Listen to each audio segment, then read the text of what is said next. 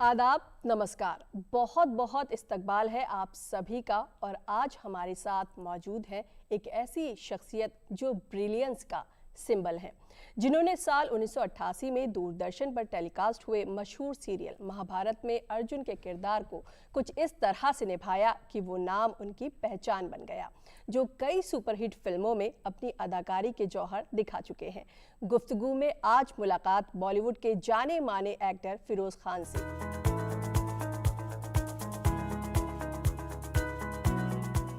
बॉलीवुड में एक से बढ़कर एक फनकार हुए जिन्होंने बेहतरीन अदाकारी से लोगों के दिलों पर राज किया।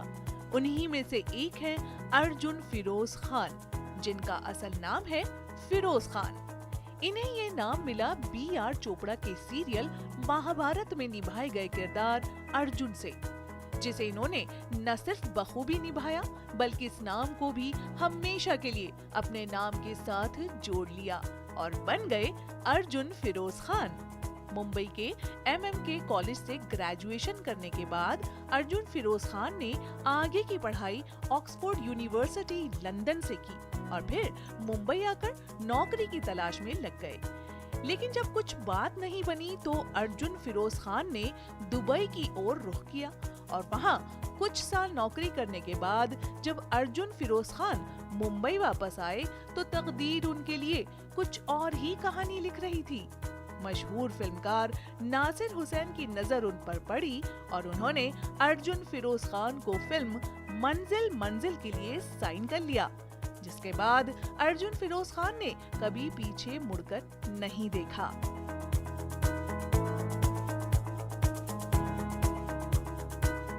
मुल्क की कई जुबानों में तकरीबन 350 से ज्यादा फिल्में कर चुके अर्जुन फिरोज खान का ये कहना है कि महाभारत सीरियल ने इनकी जिंदगी को हमेशा के लिए बदल कर रख दिया।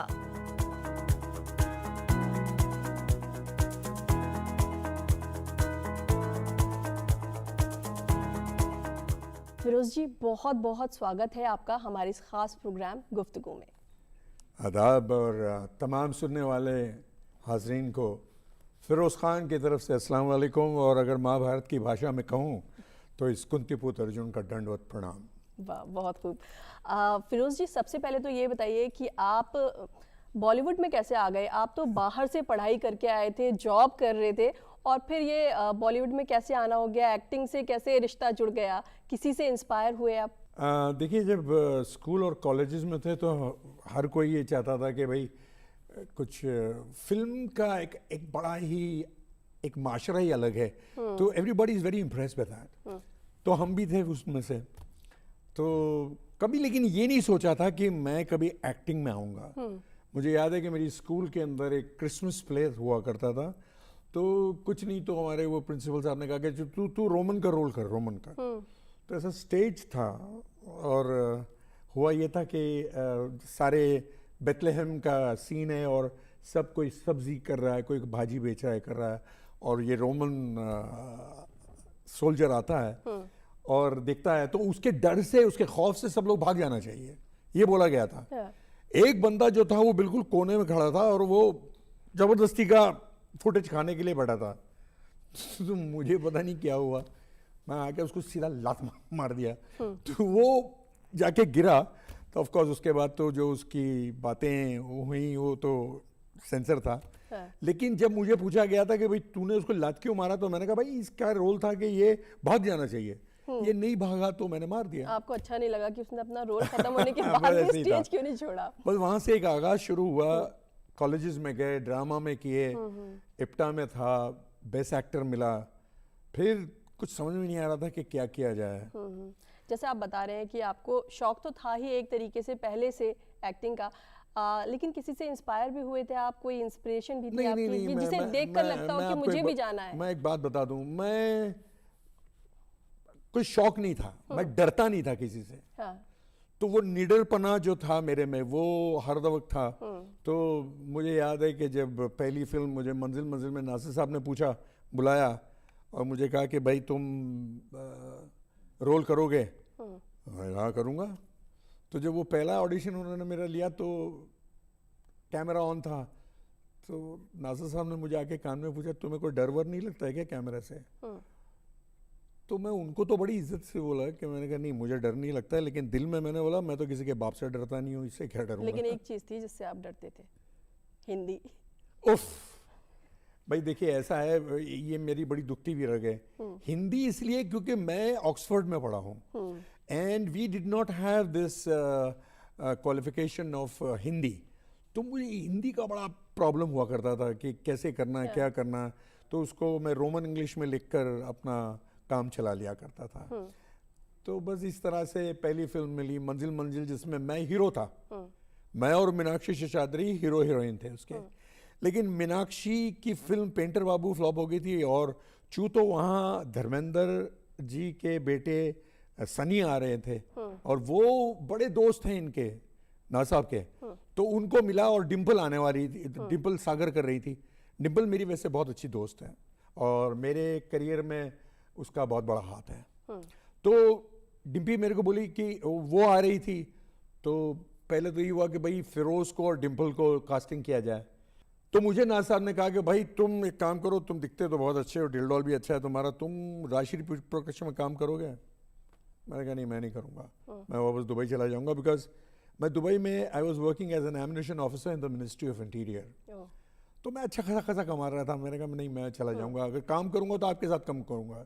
लेकिन उस वक्त मुझे इस बात का आभास नहीं था कि यहाँ फिल्म लाइन के अंदर एक बार अगर आप आ जाओ तो वो फिल्म जब तक कि कंप्लीट नहीं होती आप कहीं नहीं जा सकते हो। तो नाज़ साहब की फिल्म थी मंजिल मंजिल। मंजिल मंजिल में उन्होंने मुझे रोल दिया, वो एक ऐसा लड़का चाहिए था जो विलन का रोल करे लेकिन विलन दिखे ना। अच्छा। और ये रोल संजय दत्त कर रहा था पहले। तो भाई मुझे मिल गया, मैंने वो किया। मैंने कहा कि अभी इसके बाद चले आएंगे, फिर जबरदस्त आ गई, फिर स्वाति आ गई, फिर मजलूम आ गई, फिर मैं बस यहीं का रह गया। अच्छा एक बात बताइए, आपने फिल्मों का दौर बदलते हुए देखा है, तब की फिल्में अब की फिल्में बहुत फर्क है। जब महाभारत शूट हो रहा था तब उसके सेट पे कैसा माहौल रहता था? अगर अभी की बात करें तो हर छोटे से छोटे काम के लिए एक बंदा होता है, कोई ना कोई इसके लिए तय होता है कि आपको ये काम करना है। लेकिन उस वक्त क्या इतने लोग होते थे, ये लोगों की कमी होती थी क्या? कुछ ऐसे काम भी होते थे जो आप लोग को खुद भी करने पड़ते थे कभी कभार एक्टिंग के अलावा? देखिए सबसे पहली बात तो मैं आपको ये बता दूं कि उस ज़माने में और आज के ज़माने में ज़मीन और आसमान का फ़र्क है। मैं किसी से क्रेडिट नहीं लेना चाहता हूँ या छीनना चाहता हूँ, लेकिन हम लोग जब काम करते थे महाभारत में तो we were like a family. हम लोग एक कभी ये नहीं सोचा कि मैं अर्जुन हूँ, ये कर्ण है, ये दुर्योधन है, ये भीष्म पितामह है। We were like a family. और हम लोग फैमिली के हिसाब से जब थे तो हम लोगों की डिलडॉल भी एक जैसी थी, एज भी कोई मोरलेस वही थी। तो हम लोग अपनी जीन्स भी निकाल के अटका देते थे और टी शर्ट वगैरह। तो जिसके हाथ जो टी शर्ट मिल गया वो पहन के चला गया, जीन्स पहन के चला गया। We were like a family. और फैमिली के अंदर ये अलम था कि आप यकीन मानिए, अगर एक शॉट था मुझे याद है कि जब धूत क्रीड़ा होती है जहां पंकज धीर करण द्रौपदी को वेश्या बोलता है, और तो मैं मॉनिटर पे बैठा था, तो रवि जी बोले वाह वाह वाह वेरी गुड टेक। मैंने बोला Ravi ji no I didn't like it. भाई क्यों? मैंने कहा मुझे नहीं अच्छा लगा, मुझे लगा ही नहीं कि इसने क्या बोला है। इसने मेरी बीवी को वैश्या बोला है। तो मेरा डायलॉग था उसके बाद, तो बोले तू क्या करेगा? मैंने कहा वापस लीजिए आप। तो मैं पंकज को बोला पंकज तू मेरी तरफ देख और मैं तेरे को चढ़ाते जाता हूँ जो तेरे को बोलना है बोल, फिर तू उसको वेश्या बोल और मैं तेरे को उधर उसका रिट्रैक्ट मारता हूँ। तो आप बिलीव करोगे कि अगर मैं 0 to 10 पर था तो ये मेरे प्रॉम्प्टिंग करने के बाद हम लोगों का ये अलम था कि वो 110 हो गया। अच्छा। और इतना अच्छा उस पर क्लैप्स मिले। तो हम लोग we were like a family and we work together. आज की तारीख के अंदर कोई किसी का नहीं है। मैं माफ़ी चाहता हूँ, आज बाल बनाने के लिए भी कोई आदमी चाहिए और मेकअप करने के लिए भी। हम लोगों का कुछ ऐसा नहीं था। हम लोग तो बस स्ट्रेट कट मारा, चल निकल पड़े। राही साहब, पंडित नरेंद्र शर्मा जी, रवि चोपड़ा, इन लोगों ने हमारी रूहों को टटोला था, बॉडी को नहीं। तो बॉडी आज मिलती है, रूह उस टाइम पे मिलती थी। अच्छा, ये जो अर्जुन का किरदार था, इसमें आपको सबसे अच्छी बात कौन सी लगती है उस किरदार की? पर्सनली जो आपको बहुत मतलब अच्छा लगता हो कि हाँ भाई अर्जुन की ये बात कमाल है? देखिए, मजाक के तौर पे अगर देखूं तो अर्जुन का सबसे खूबसूरत बात थी कि वो हर जगह पे जाता था, एक शादी कर लेता था। लेकिन उससे दिगर बात ये थी कि अर्जुन एक निष्ठावान योद्धा था, एक अच्छा बाप था, एक अच्छा भाई था, एक अच्छा बेटा था, एक अच्छा पति था। वो तो स्क्रिप्ट में लिखा था कि वो हर जगह पे जाता था, शादी करता था, क्योंकि उसका वो मैंडेट था। लेकिन सबसे खूबसूरत बात ये थी कि एक पूरे अर्जुन के कैरेक्टर को निभाते वक्त मेरे को एक कैरेक्टर ने बहुत चैलेंज किया था, वो था बरहन अल्लाह का कैरेक्टर। अच्छा। जहां मैं वो जनके का रोल करता हूं, तो वो तो 6 फुट 2 इंच का आदमी, मुझे वो हिजड़े का रोल करना पड़ता। तो रवि जी ने बोला कि डांस तेरे को करना है। मैंने कहा मेरे पापा ने नहीं डांस किया, मैं क्या डांस करूंगा। My father was additional commissioner of police crime branch Bombay. मैंने कहा भाई हम पठान हैं, हम तो नहीं कर सकते हैं। तो रवि जी ने बोला तू ट्राई कर। तो गोपी कृष्ण जी, बहुत मरहूम, भगवान उनको अच्छा रखे, उन्होंने मुझे एक ही बात बोली थी, तू तेरे अल्लाह में मानता है? मैंने कहा मानता हूँ, ऊपर वाले में यकीन है। मैं तो मेरे पे भरोसा कर सकता है? मैंने कर सकता हूँ, तो 10 दिन दे दे तू मेरे को। और 10 दिन के बाद उन्होंने मेरे को डांस करना सिखाया कि क्या डांस होता है। अच्छा। और जो मेरे साथ डांस कर रही थी वो लखनऊ घराने की लड़की थी, और उसकी वालदा मुझे आके बोलती है कि अर्जुन जी मुझे तो यकीन नहीं होता कि आपने डांस नहीं सीखा। मैंने कहा नहीं, वो जो तोड़े जो चोपड़ा गोपी जी ने सिखाया बस वही था। हाँ। तो इस तरह से बहुत बहुत ही याददाश्त रोल रहा वो मेरा। अच्छा, अर्जुन के अलावा किसी और किरदार को आपको चुनना होता तो किसका किरदार आप चुनते?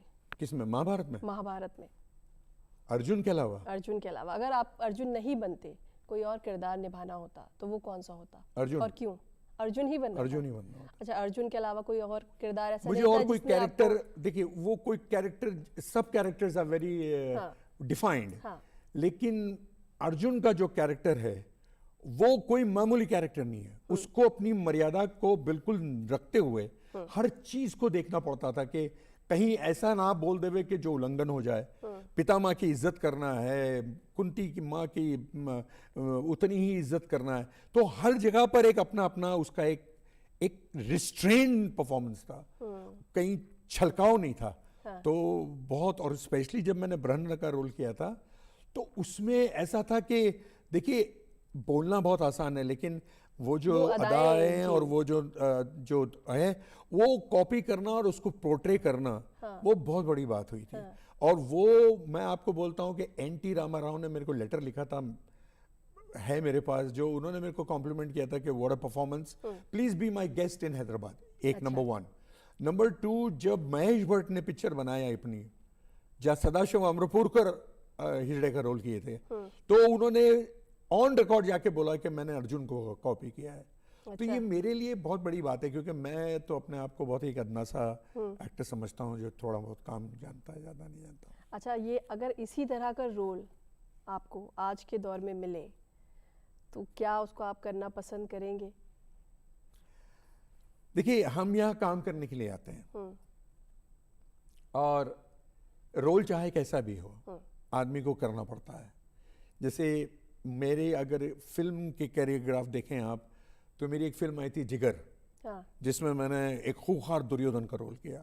उसके बाद स्ट्रेट मेरी फिल्म आई मेहंदी, जिसमें मैंने जनके का रोल किया, हिजड़े का। उसके बाद मेरी फिल्म आई थी तिरछी टोपी वाले, उसमें मैंने कॉमेडी का रोल किया। तो आप मेरी तीनों पिक्चर को देख लीजिए, तीनों पिक्चर में आपको डिफरेंट डिफरेंट शेड्स मिलेंगे। फूल और अंगार एक पिक्चर आई थी जिसमें मैंने खूंखार एक वैशी विलन का रोल किया है बहुत। तो हम लोग को क्या है कि एक्टर तो वही है जो हर पहलू में जम जाए। तो मुझे अगर आज के दौर में मिला, एक अच्छा कैरेक्टर मिला, तो I will be just too happy. अगर आप कोई अपनी फिल्म का डायलॉग हमारे व्यूवर्स को सुना दें। देखिए, मैं जो फिल्मों में करता था उसमें डायलॉग नहीं होते थे, सब अश्लील काम करता था। फिर तो भी वो I can not be able to tell you that, लेकिन हाँ महाभारत का एक आधा डायलॉग याद है मुझे। हम 5 भाई थे और हम पांचों भाइयों की अपनी अपनी विशेषताएं थी। मेरे बड़े भाई युधिष्ठिर वो जुआ अच्छा खेलना जानते थे और हर वक्त द्रौपदी को दांव पे लगा देते थे, बस यही एक दुख था। भीम जी जो थे वो गदा की प्रतिज्ञा में बद्ध थे, उसकी बड़ी याद आती है, बहुत अच्छा दोस्त था मेरा वो। आज नहीं है हमारे बीच। नकुल और सहदेव तो बेचारे यूं ही स्टेप नहीं थे क्योंकि उनके पास कोई डायलॉग ही नहीं थे। अब जितना भी भाव था, जितना भी दुख था, दर्द था, वो अर्जुन के हिस्से में था। तो जब हम लोग ने इंद्रप्रस्थ जीता तो हमको हमारा और एक भाई था, वो टकला दुर्योधन, वो हमको हर जगह से भगा दिया करता था। तो उसने हमको वहां से भी भगा दिया और बोला कि भाई तुम चले जाओ। तो उसने अपने एक दूत को भेजा जिसका नाम था संजय। तो संजय आता है और बोलता है कि भाई युवराज का आदेश है, महाराज का आदेश है कि युवराज जी आप यहां से चले जाएं। तो युधिष्ठिर कुछ नहीं बोलता है, भीम कुछ नहीं बोलता है, नकुल सहदेव कुछ नहीं बोलते, लेकिन अर्जुन उठते और कहते हैं संजय उस असभ्य सूतपुत कर्ण के सामने दुर्योधन से कहना कि यदि उसने हमारा इंद्रप्रस्थ नहीं लौटाया तो अपनी कपट, अपनी अहंकार और अपनी असभ्यता के कारण रणभूमि में किसी कटे हुए वृक्ष की भांति दिखाई देगा। इसलिए संजय उस मूर्ख को समझाना कि वो शांति के मार्ग पर चलना सीखे। महादेव की सगंध, जब मेरे वाणों की वर्षा होगी तो अग्नि बरसेगी और वो अग्नि कुरुसेना और सेनापति को यूं जलाकर भस्म कर देगी जैसे ग्रीष्म ऋतु सूखी हुई घास को जलाकर राख कर देती है। वाह, बहुत शानदार। अर्जुन के रोल के बाद विलन क्यों? पापी पेट का सवाल है साहब। आपका लुक भी विलन की तरह नहीं था? एक्चुअली क्या था, मैं इस चीज को मानता हूं कि एक्टर एक्टर होता है। कोई हीरो बन जाता है, कोई विलन बन जाता है। मैं भी हाई हैंडसम में हीरो था, मेरी भी 2-3 पिक्चरें थी।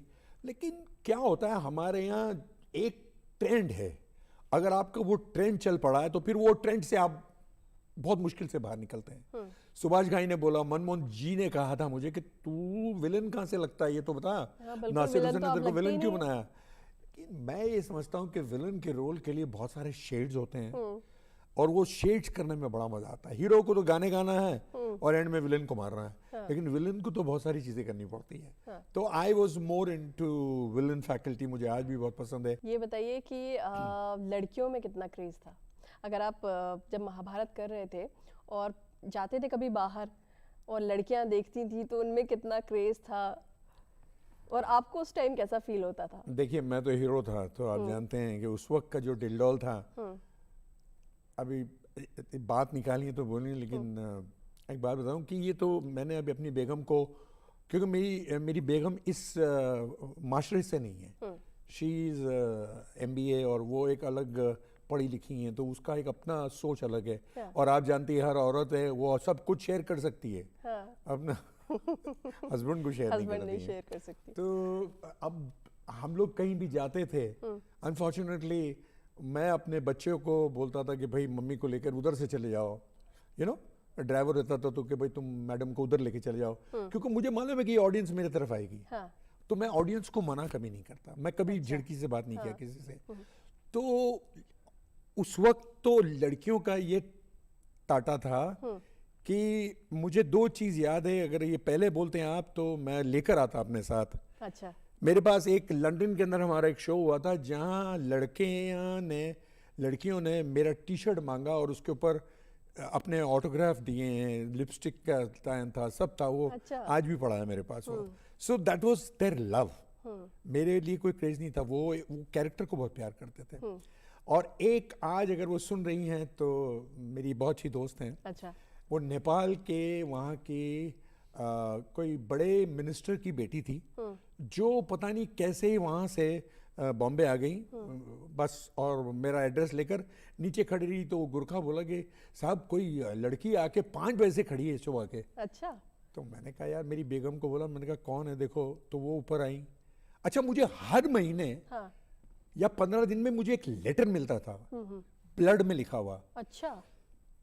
आई love you, I adore you, you are my passion. लेकिन अभी हम लोगों को उन दिनों तो ये फोन वोन तो थे नहीं, सिर्फ खतो किताबी चलता था, तो वो रहता था। तो मुझे ज्यादा करके जब बातें हुई तो वो लड़की ने बोला कि मेरी वाइफ को बोला कि I want to meet him. तो मेरी वाइफ ने उसको बुलाया, मेरी शूटिंग चल रही थी, तो मैंने कहा चलो तुम भी शूटिंग पे चले चलो। कहाँ? तो गाड़ी में मैंने पूछा आप कहाँ के, तो बोले मैं नेपाल से आई हूँ। मैंने कहा मैं गोल्डी मीट मटन मसाले, जो आपके हाथ का मटन खाए जिंदगी भर आपका हो जाए। जहाँ जाए रिश्ते बनाए, गोल्डी मसाले। नेपाल से आपसे मिलना है जी। इतनी दूर अब से? मैंने कहा मैं नेपाल से कैसे, तो उसके डैडी मम्मी का मैंने नंबर लिया, मैंने उनको फ़ोन किया कि आप बिल्कुल फिक्र मत करें, आपकी बेटी मेरे पास है, अच्छा। सेफ है। मेरी बीवी से बात कराया, और अब मैंने बोला भाई ये जवान लड़की है, मैं उसको होटल में तो रख नहीं सकता हूँ, तो फिर मैंने अपना बेडरूम उसको दिया। अच्छा। And I said, I told my wife कि आप इसका ख्याल रखें। एंड दो तीन दिन रही, उसके डैडी आए, बड़े खुश हुए। आज भी वो, नीलम नाम है उसका, आज भी वो संपर्क रखी है, तो 2-3 बच्चों की माँ बन गई वो। अच्छा। लेकिन ये चीजें जो हैं, ये प्यार है, बिल्कुल। ये सिर्फ कि प्यार इतनी है। दूर से एक तो और ये जो हमारे जो स्टार्स जितने भी हैं, उसमें मैं दावे से कहता हूं कि स्टार को बनाने में बच्चे और लड़कियों का बहुत बहुत बड़ा हाथ है। बिल्कुल। क्योंकि अगर फीमेल फैकल्टी आपके साथ है तो you have one the case. अच्छा, आपने अपना नाम फिरोज से बदलकर अर्जुन क्यों कर लिया? भाई ऐसा था कि हर इंसान आइडेंटिटी के लिए रुका करता है कि भाई मेरी आइडेंटिटी होनी चाहिए। अब मेरे ज़माने में फिरोज खान साहब थे, वो फरदीन के डैडी, प्रोड्यूसर डायरेक्टर। तो मैं अगर किसी को फ़ोन करूं कि मैं फिरोज बोल रहा हूं, हाँ हाँ जी सर, बोलिए बोलिए सर, तो मैं बोलूँ कि मैं आपसे मिलना चाहता हूँ। हाँ जी, आप फिरोज बोल रहे हैं? हाँ जी मैं फिरोज बोल रहा हूँ। आप मिलना चाहते हैं? हाँ। मैं कहा भाई मैं नासिर हुसैन साहब का फिरोज बोल रहा हूँ। अच्छा अच्छा अच्छा अच्छा, तो ठीक है बताते हैं आपको। तो मुझे ऐसा लगता था कि किसी ने मेरे जन्नत एक थप्पड़ मार दिया मेरे चेहरे पर। फिर मुझे जब ये ऑडिशन हुआ तो 23,000 लोगों में से मेरा चयन हुआ बतौर एज अर्जुन। अच्छा। तो राही साहब और चोपड़ा साहब ने कहा कि भाई अब क्या नाम रखा जाए आपका, आपको ये रोल भी मिला है। तो राही साहब ने कहा कि कोई अर्जुन नहीं है, आप अर्जुन रख लो। तो मैंने कहा रख लो, नाम में क्या है। आपने अपना नाम अर्जुन कर लिया। मेरी माँ भी मुझे अर्जुन बोलती थी, तो मुझे बड़ी खुशी होती है इस बात की कि आइडेंटिफिकेशन इस रोल से मिला। अच्छा, उस वक्त का कोई बहुत ही, हालांकि ये सवाल आपसे बहुत लोग बहुत बार पूछ चुके हैं, कोई यादगार किस्सा जो बहुत मज़ेदार हो और पहले ना सुना हो हमने? अरे भाई किस्से तो इतने हैं कि अब क्या बताएं, कोई इतना एक तो जो याद नहीं आता। आपको बहुत ज़्यादा हंसाता हो या बहुत एक अच्छी याद हो उस वक्त की? हाँ, एक किस्सा मैं बता सकता हूँ आपको कि हम लोग सामोद पैलेस में शूटिंग कर रहे थे जयपुर में, और वहाँ जो था वो सारे वॉर के सीन्स थे, सारे रथ लगा के बैठे थे। अब अर्जुन के घोड़े 6-6 घोड़े हैं, तो वो चलाने वाले तो हमारे कृष्ण जी थे। तो उसको रवि चोपड़ा जी ने पूछा भी कि तू घोड़े चला लेगा ना, संभाल लेगा ना तू? हाँ हाँ हाँ हाँ मैं संभाल लूंगा। मैंने बोला देख भाई, तू और मैं ही हैं अकेले, 6 घोड़े हैं, तुमको संभालना पड़ेगा। तू क्या समझता है मेरे को यार? और वो सचमुच वो घोड़ों का डॉक्टर भी है। तो उन्होंने कहा भाई मालूम होगा इसको। अब स्टार्ट कैमरा, एक कैमरा आगे, जीप, ये वो ट्रॉली, सब 6 कैमरास लगे हुए हैं, और सारे शॉट स्टार्ट हुए तो इसने बक मारा। अब 6 घोड़े को बक मारो तो पता चला हम लोग तो चले आगे।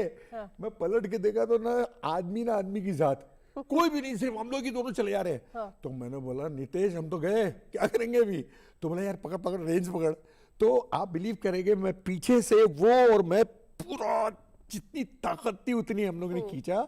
तो जाके कई कुदरत ने अच्छा किया कि भाई आगे खड्डा था, कहीं जाके आगे, अच्छा। और वहां एक वायर चल रहा था, तो वो वायर पे जाके हमारी छत अटक गई और वो घोड़े कहीं वो गड्ढे को देकर रुक गए। हमारा मुकुट किधर, हम किधर पता नहीं, लेकिन बस ऊपर वाले ने बचाया। वो इंसिडेंट याद है मुझे। तो उसका सिर्फ तात्पर्य ये है कि जब तक कि आप कोई चीज में निपुण ना हो उसको आजमाओ नहीं। बिल्कुल। अच्छा, आपके बेटे भी अब फिल्मों में आ रहे हैं जी जी, अभी क्या कर रहे हैं? कौन सा नया प्रोजेक्ट है जिस पर वो काम कर रहे हैं? मेरे बेटे का नाम है जुबरान खान, जो कभी खुशी कभी गम में था, हाँ। जिसने नेशनल अवार्ड लिया है रिश्ते में। अगर आपके पास क्लिपिंग हो तो आप बता दीजिएगा। अभी वो आ रहा है इश्क विश्क रिबाउंड, ये टिप्स इंडिया की पिक्चर है, उसमें हीरो है वो, और ऋतिक रोशन की बहन है पश्मीना, अच्छा। राजेश रोशन की बेटी, वो उसमें हीरोइन है। तो वो दोनों आ रहे हैं, ऊपर वाला देखे क्या करता है क्या नहीं। अच्छा, हमने आपकी एक्टिंग तो बहुत देखी है, आपके डायलॉग्स बहुत सुने हैं, आपने हर तरह के किरदार निभाए हैं, लगभग वो सभी हमने देखे हैं। लेकिन आपकी गायकी, जब आप ऐसे रूबरू बैठे हैं तो ज़रूर हम चाहेंगे कि आप कुछ ऐसा सुना दें कि हमारे व्यूवर्स कभी भूल ना पाए। तो ये पहले आप बोल देती हैं, मैं डायलॉग के पहले बोल देता ये। कोई बात नहीं, अब आप गा दीजिए। ठीक है, मैं एक दो लाइन गा लेता हूँ, हालांकि गला बहुत बैठा हुआ है, लेकिन उन सब की नज़र जो मुझे प्यार करते हैं। बिल्कुल। आपके हसीन रुख पे आज नया नूर है, मेरा दिल मचल गया तो मेरा क्या कसूर है, आपके निगाह ने कहा तो कुछ जरूर है, मेरा दिल मचल गया तो मेरा क्या कसूर है। Thank you so much. बहुत बहुत शुक्रिया। और फिरोज़ जी, इसमें तो कोई शक नहीं है कि जो आपका सफ़र रहा है वो बहुत ही शानदार रहा है। हम हमेशा दुआ करेंगे कि आप तंदुरुस्त रहें, इसी तरह गाते रहें, खुश रहें और ज़िंदगी में जो चाहें वो आपको मिले और दर्शकों का प्यार भी आपको इसी तरह मिलता रहे। आपका हमसे बातचीत करने के लिए, अपना वक्त देने के लिए बहुत बहुत शुक्रिया। मैं तमाम सुनने वालों को बहुत बहुत मशकूर हूँ, उनका मैं शुक्रगुजार हूँ, और मेरे तमाम यहाँ के टेक्नीशियन और ख़ास तौर पे सुरेंद्र भाई को बहुत बहुत thank you very much. Thank you Khushma, आपने बुलाया मुझे। मैं सिर्फ इतना ही कहूँगा कि आप लोग थोड़ा सा प्यार देते रहें, और कभी भी आपके यहाँ कोई भी फंक्शन हो, कुछ हो, तो मुझे प्लीज़ बुलाइएगा। मैं अपनी ऑडियंस से रूबरू होना चाहूँगा, और आप लोगों का तहे दिल से जब तक के ज़िंदा हूँ मैं आप लोगों का मशकूर रहूँगा। थैंक यू वेरी मच जी, बहुत बहुत शुक्रिया। तो ये थे महाभारत के अर्जुन फिरोज खान, जिन्होंने सिर्फ अर्जुन के किरदार को ही नहीं निभाया बल्कि उनके नाम को भी अपनाया। तो आपसे इजाज़त लेते हैं, अगले हफ्ते आपसे फिर मुलाकात होगी किसी ऐसी ही शख्सियत के साथ। आदाब।